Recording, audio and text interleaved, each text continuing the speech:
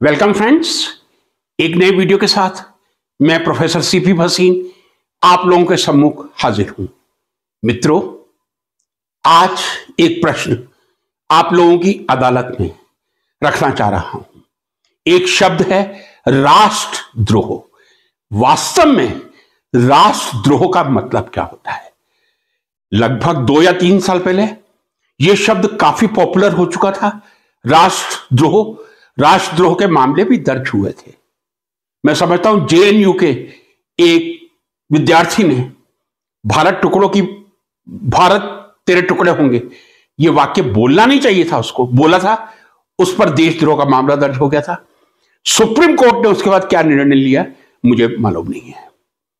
आज मैं एक प्रश्न आपके सामने रखना चाह रहा हूं। हम भारतीय हैं, भारतीयता हमारी पहचान है। हर देश की एक अपनी पहचान होती है। यूके और यूएसए की इंग्लिश हो सकती है, कनाडा की इंग्लिश हो सकती है, जर्मनी की जर्मन है, फ्रांस की फ्रेंच है। अनेक ऐसे देश हैं जहां उनकी पहचान उनकी भाषा से ही होती है। और मेरे देश भारत की अति सुंदर भाषा, मैं कहता हूं दुनिया की कोई भी भाषा इतनी सुंदर नहीं हो सकती जितनी हिंदी है। और हिंदी को बोलने पर आपको जिस आत्मविश्वास का एहसास होता है वो शायद अंग्रेजी बोलने पर ना हो। आज मैं एक प्रश्न चिन्ह लगाकर आप लोगों की अदालत में पेश कर रहा हूं। क्या हिंदी को राजभाषा हमने बना लिया था?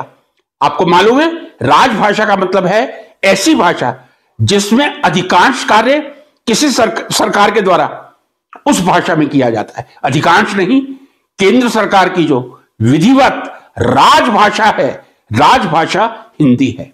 यह हमारा परम दुर्भाग्य।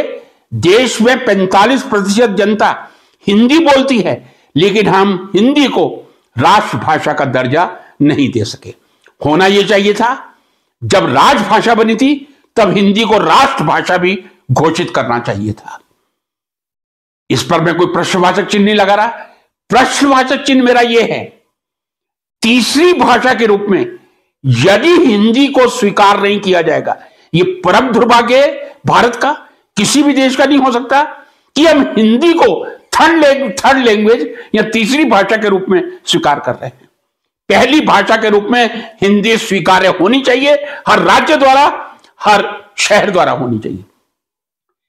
यदि तीसरी भाषा के रूप में भी हिंदी का विरोध होगा तो क्या उसको राष्ट्रद्रोह की श्रेणी में आप रखेंगे या नहीं रखेंगे? मित्रों, अपने दिल पे हाथ रख के जरा कह दीजिए, यदि हमारे देश की राजभाषा और तृतीय भाषा के रूप में उसका विरोध होगा तो आपके मन पे क्या बीतेगी? क्या यह राष्ट्रद्रोह नहीं है? क्या राजभाषा का विरोध करना राष्ट्रद्रोह नहीं है? या देश के 45% जनता जो घर में भी हिंदी बोलती है, हिंदी जिसकी बोलचाल की भाषा है, क्या उनके साथ विद्रोह नहीं है? इस देशद्रोह को, विद्रोह को आप क्या कहेंगे?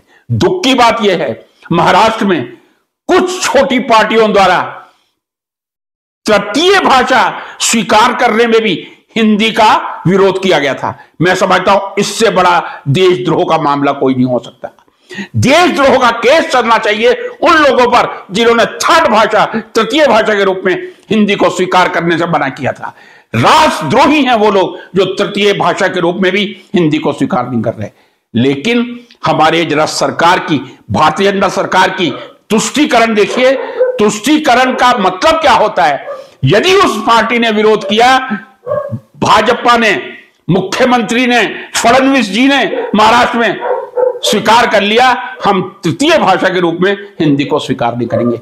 इससे बड़ा तुष्टीकरण भारतीय जनता पार्टी सरकार का, देवेंद्र फडणवीस जी का, महाराष्ट्र सरकार का कोई नहीं हो सकता।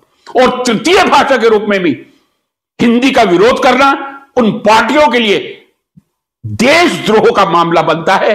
देशद्रोह के मामले को देखते हुए उचित कार्यवाही सरकार करे, ना कि तुष्टीकरण नीति अपना के घुटने टेक के तृतीय भाषा के रूप में भी मेरी हिंदी को अस्वीकार कर दे।